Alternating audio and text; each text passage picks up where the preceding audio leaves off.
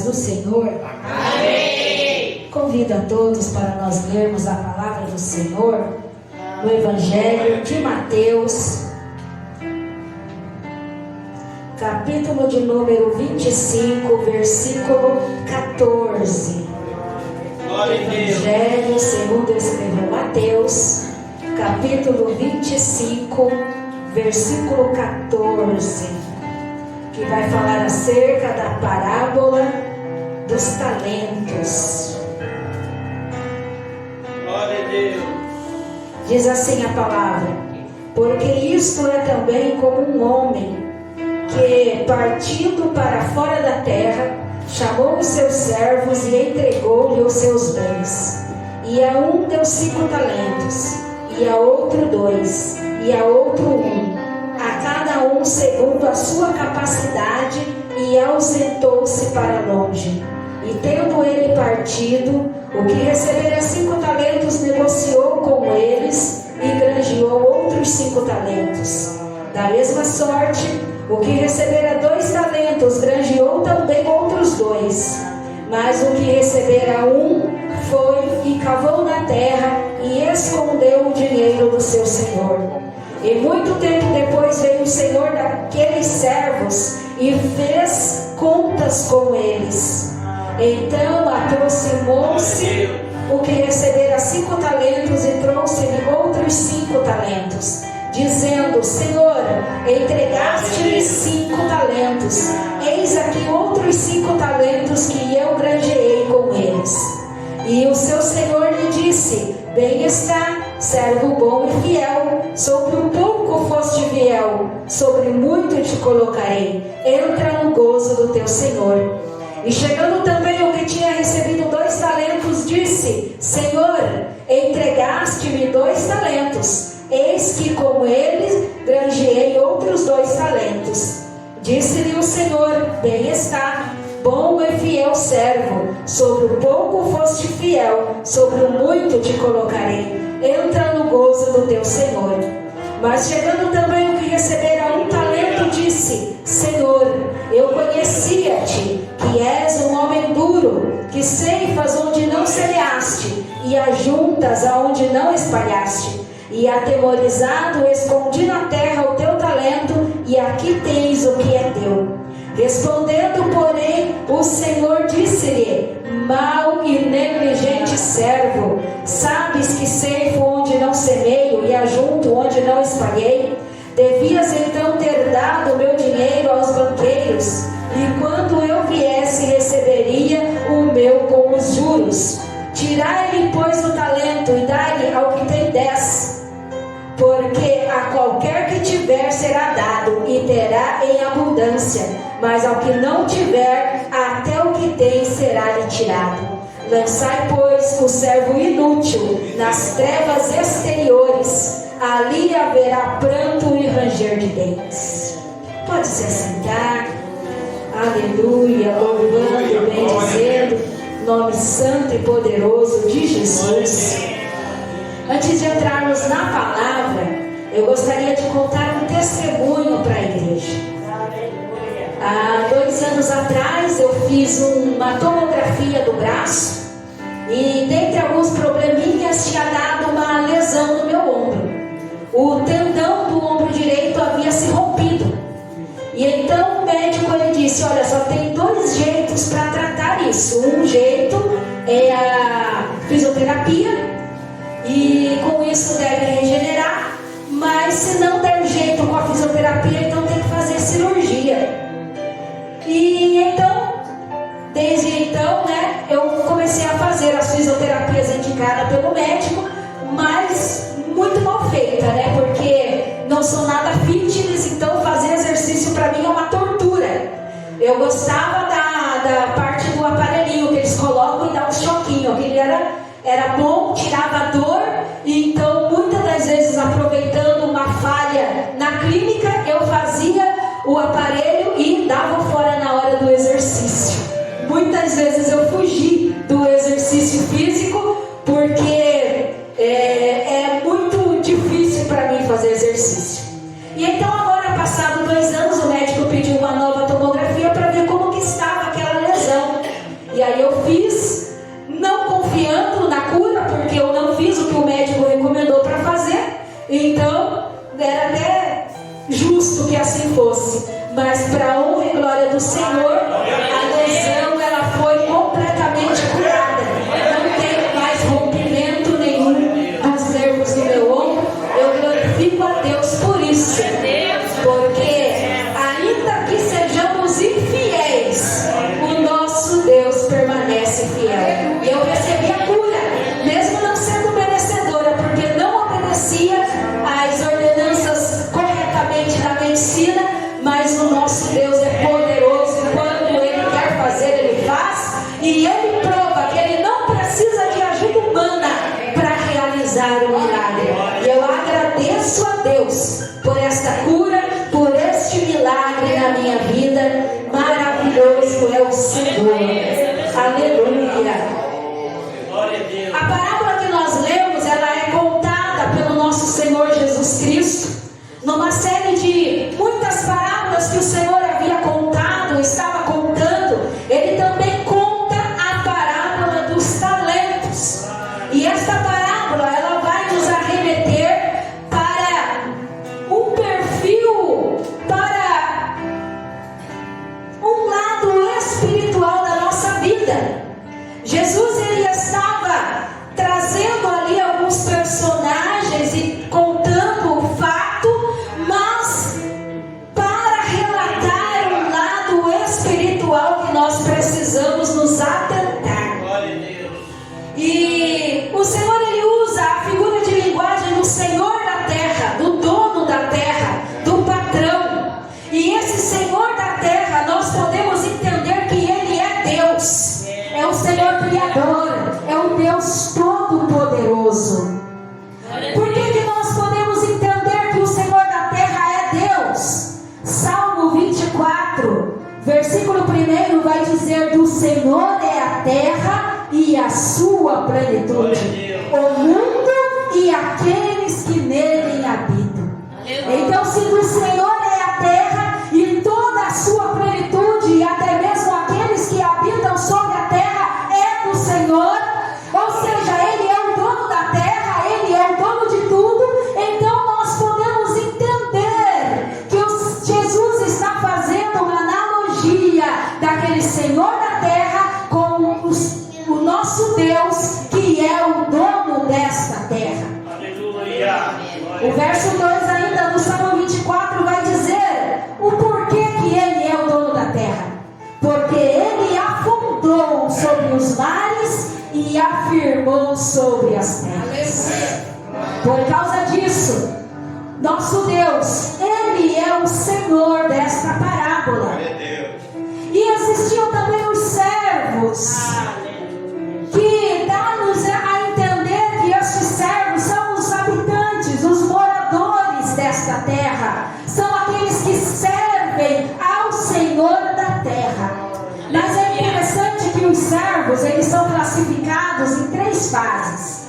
Primeiro, os servos de 5, ou seja, o servo que recebe 5 talentos. O servo de 2, que é o servo que recebe 2 talentos. E o servo de 1, que é o servo que recebe 1 talento.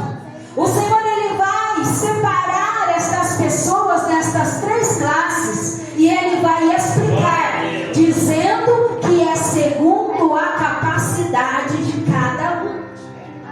Segundo a capacidade de cada servo, o Senhor distribui uma quantia ao qual eles tinham capacidade de trabalhar, eles tinham capacidade de granjear, eles tinham capacidade para administrar aquela quantia.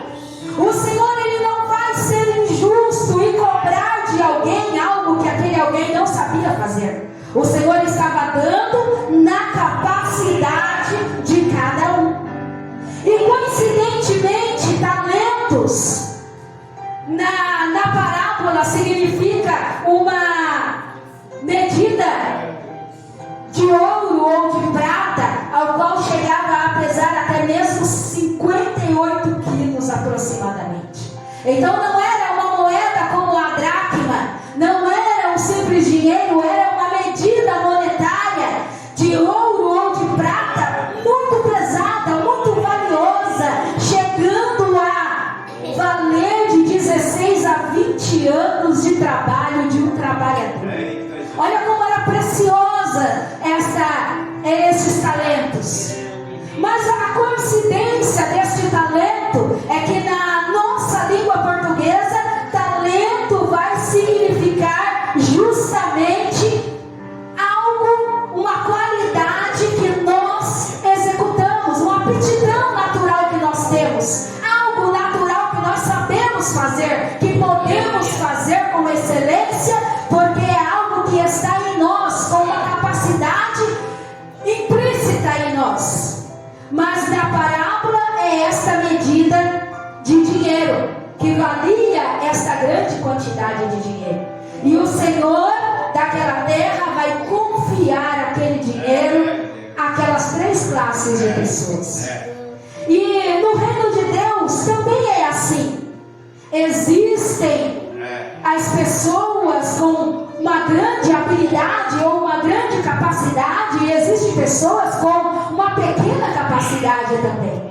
Pastor Severino, ele disse que ele tem dificuldade com a leitura, mas ele não se envergonha, porque ele está pregando um evangelho poderoso. A medida dele é esta, não significa que ele é menor do que alguém que tem uma melhor leitura, uma melhor capacidade de se expressar. Significa apenas que Deus deu a medida dele, e na medida dele ele faz a obra do Senhor. O nome do Senhor é pregado, o nome do Senhor é glorificado. Assim como alguém que estudou muito e tem uma grande capacidade intelectual, quando se deixa ser usado pelo Senhor, também ele tem a mesma responsabilidade. E aquele Senhor, ele vai entregar estes talentos, ele vai entregar o seu dinheiro na mão daqueles trabalhadores, esperando algo em troca.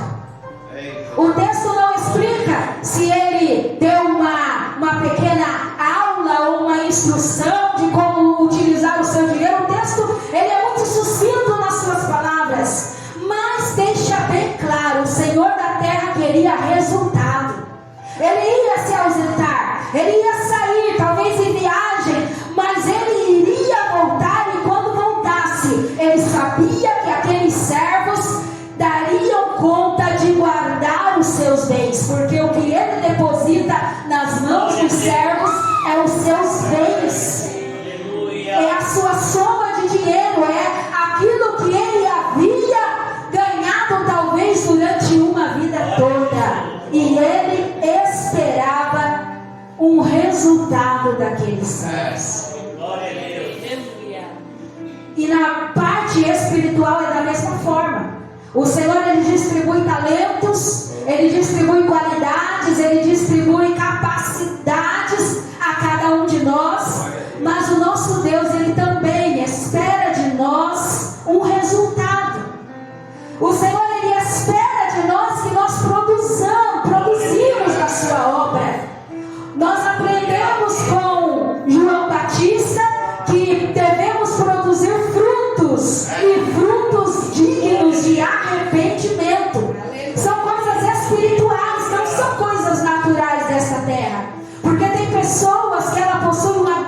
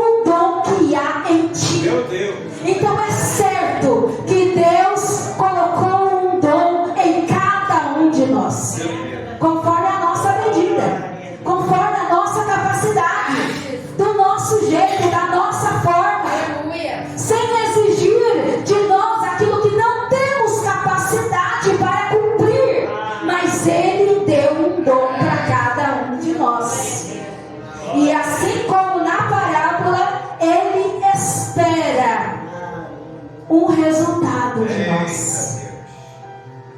Para nós entendermos sobre os dons, sobre os talentos que o Senhor Ele entregou para cada um de nós, para que ninguém fique em dúvida sobre se tem ou não um dom de Deus, porque quando falamos em dons, a gente pensa só na profecia. E a gente acha que dom na igreja é apenas a profecia, ou apenas falar em línguas. Mas nós vamos ver que Deus, Ele derramou sobre a sua igreja o dom da sabedoria.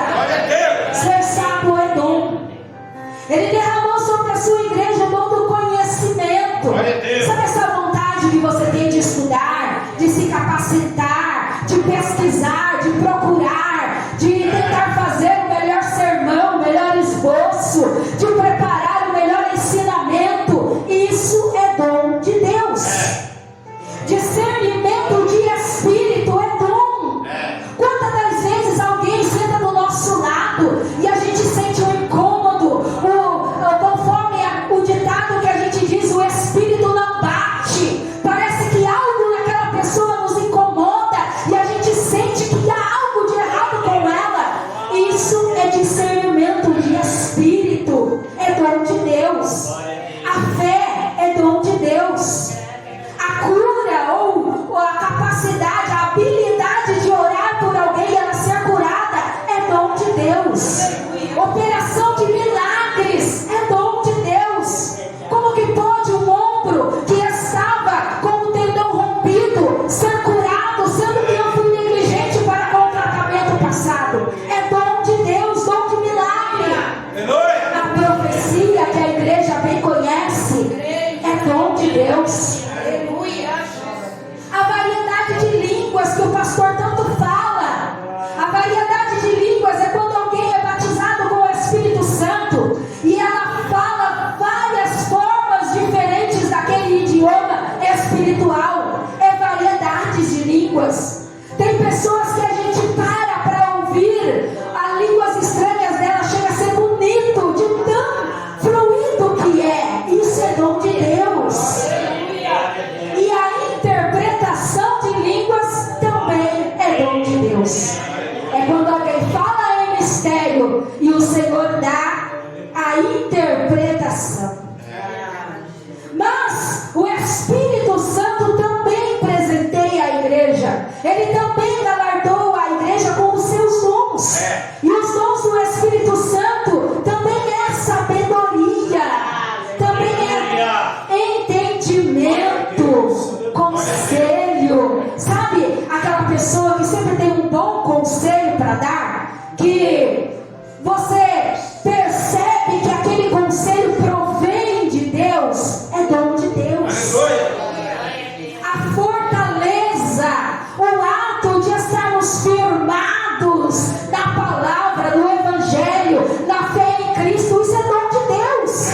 Não é todo mundo que consegue, não é todo mundo que permanece até o fim, é dom de Deus. A ciência é dom de Deus. A piedade é dom do Espírito Santo, aliás. E o temor de Deus é dom do Espírito Santo. E então Cristo também ele vem presentear a igreja para que ninguém diga: não tenho dom, eu não sei fazer nada, eu não tenho capacidade alguma. Jesus Cristo também deixou os seus dons para a igreja. Dom de servir a Deus, servir a igreja, servir ao ministério, servir ao próximo, servir a obra do Senhor. Isso também é dom de Cristo. Ensinar. Nós podemos procurar nos dias de hoje os maiores entendidos e conhecedor das Escrituras. Não vai ter ninguém que ensinou como Jesus. Porque além dele conhecer a palavra, além dele ter um profundo conhecimento, ele ainda pregava com unção, com graça e com ousadia. E ensinar é dom de Deus. Exortar também é dom de Deus. Exortar é corrigir. A generosidade autoridade é dom de Cristo. A liderança. Quem quer ser líder precisa aprender com Cristo. Da forma que Cristo liderava, assim devemos liderar. E de que forma Cristo liderava? Lavando os pés dos seus discípulos. Perdoando aqueles a quem estava crucificando. E sempre proclamando palavras de bênção. A misericórdia é dom de Cristo. Tudo isso são talentos que a igreja recebe. Ao passo que entregamos a nossa vida ao nosso Senhor e Salvador Jesus Cristo, recebemos. O que é necessário fazermos é tomar posse. Porque uma coisa é recebermos um presente, a outra coisa é abrirmos o presente, usarmos o presente, executarmos o presente. É necessário a igreja do Senhor tomar posse dos presentes que Deus concede, que o Espírito Santo dá e que o nosso Senhor Jesus Cristo deixou para a sua igreja. E esses dons, eles são habilidades que o Senhor concede para realizar tarefas específicas.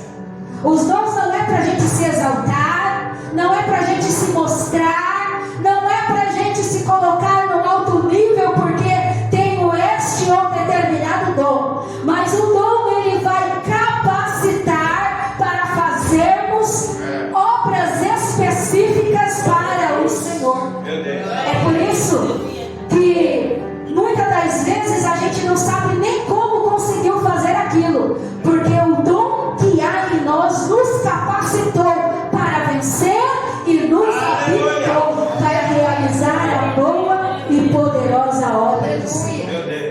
E além dos dons, o Espírito Santo ainda deixa para a igreja os frutos.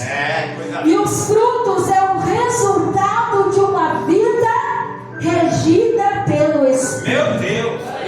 Aquele que se deixa ser guiado pelo Espírito, aquele que se entrega ao Espírito, aquele que se submete à autoridade do Espírito, ele recebe como resultado os frutos do Espírito. E os frutos do Espírito, todos nós conhecemos, que nos torna pessoas melhores, crentes melhores, cidadãos melhores, nos aproxima de Cristo e nos faz ser semelhante ao nosso Senhor. É os dons e os frutos juntos que vão proporcionar aos servos para que possamos ser fiéis nesta obra. Ele nos habilita, ele nos ajuda, ele nos dá aquela força extraordinária para fazermos o querer de Deus. Como por exemplo, vimos a igreja doentes, enfermos, com problemas, com dificuldades, com mobilidade. Isso só é possível para quem possui os dons e os frutos, para quem tem a sua vida regida pelo Espírito e então é guiado e conduzido por Ele. É por isso que os grandes nomes da Bíblia puderam realizar coisas tão grandes, como por exemplo Enoque, que simplesmente andou com Deus, mas na época dele foi um grande feito, porque ninguém andava, ninguém invocava o nome de Deus, a humanidade estava perdida, mas Enoque andou com Deus, porque ele ousou ter intimidade com o Senhor e ser guiado pelo Senhor. Glória a Deus. Movido pelos dons, Abraão resolveu crer. Não é fácil crer numa simples palavra, numa promessa de um Deus que ele não viu, apenas escutou, de um Deus que ele não tinha referência, mas ele resolveu crer, porque ele estava habilitado pelos dons. Por causa dos dons, José resolveu ser fiel. Glória a Deus. Longe da sua casa, longe da sua doutrina, longe da palavra que ele seguia, ele podia simplesmente viver da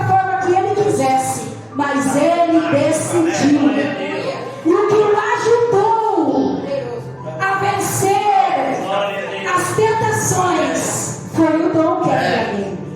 Por causa dos dons, Moisés resolveu liderar. Ele não queria. Ele tinha as impossibilidades dele. Ele tinha as dificuldades dele. Ele tinha a fala pesada. Mas por causa do dom, ele resolveu. Por causa do dom, Josué resolveu guerrear. Quem quer guerrear? Quando se está do lado de um líder, que quando ele invoca, desce fogo do céu e levanta a coluna. Mas ele resolveu guerrear pela causa de Deus. Por causa do dom, Davi resolveu adorar. Ele era perseguido, ele era criticado, ele era incompreendido por todos, mas ele resolveu adorar. E adorar também é impulsionado pelos dons que há em nós e pelo fruto do Espírito que habita em nós. Por causa dos dons, Jó, ele decidiu não pecar. A palavra nos leva a entender que os seus filhos tinham uma vida regada de festas e de coisas que Jó tinha o seu coração perturbado, porque ele sabia que aquele caminho levava à perdição. Mas porém Jó, a disposto de perder tudo, ser provado, ele decidiu não pecar. Não pecar é uma decisão. Pecado não é um sentimento, pecado é uma decisão, aonde nós decidimos, aonde nós nos entregamos. Mas os dons nos habilitam a não pecar, a não errar, a acertar o alvo e permanecer no caminho que nos foi proposto. Por causa dos dons, Daniel, ele resolveu não se contaminar. Ele podia ter se contaminado ali. Ninguém estava vendo, não tinha os pais por perto, os sacerdotes não estavam ali, mas ele tinha no seu coração o desejo de permanecer limpo para Deus. Por causa dos dons, Pedro decidiu pastorear. A vontade de Pedro depois da sua negação era fugir. A vontade de Pedro depois da sua negação era voltar para o mar e continuar sendo pescador. Mas por causa do dom, ele decidiu pastorear, porque ele entendeu que ele amava o mestre. Por causa do dom, Paulo resolveu resgatar os gentios. Aqueles povos que ninguém queria pregar, que até mesmo alguns apóstolos não julgavam dignos de receber a palavra do Senhor, mas por causa do dom, ele decidiu resgatar os gentios. Por causa do dom, homens da Bíblia fizeram coisas inimagináveis. Homens como eu e você, homens sujeitos às mesmas paixões que eu e você, pessoas comuns com sentimento de carne e de osso, mas impulsionadas pelo dom, puderam fazer coisas inimagináveis. Aleluia! E por causa do dom que há em mim e em você, nós também podemos fazer as mesmas obras que eles. Aleluia! Mas a pergunta é: o que nós estamos fazendo com os talentos que o Senhor nos deu? Nós vimos que o Senhor da terra, ele queria um resultado, e ele voltou para cobrar o resultado, para pedir contas do que cada um tinha feito com o seu dinheiro. E ali cada um vai apresentar a ele o seu resultado. É interessante que ao que ele deu 5 talentos e granjeou mais 5, ele vai dizer: servo bom e fiel, sobre pouco fostes colocado. Mas se nós pensarmos humanamente, na medida daquele dinheiro, não era uma quantia pouca. 20 anos de um trabalhador não era uma pouca quantia. Olha como os nossos valores são diferentes dos valores do Senhor. Olha como muitas das vezes as nossas medidas são diferentes da medida do Senhor. Porque o pouco que fazemos para Ele, Ele faz prosperar, Ele faz aumentar. Ele é quem dá o crescimento naquilo que colocamos nas mãos. Por isso Ele chama de servo bom e servo fiel. Porque Ele granjeou, porque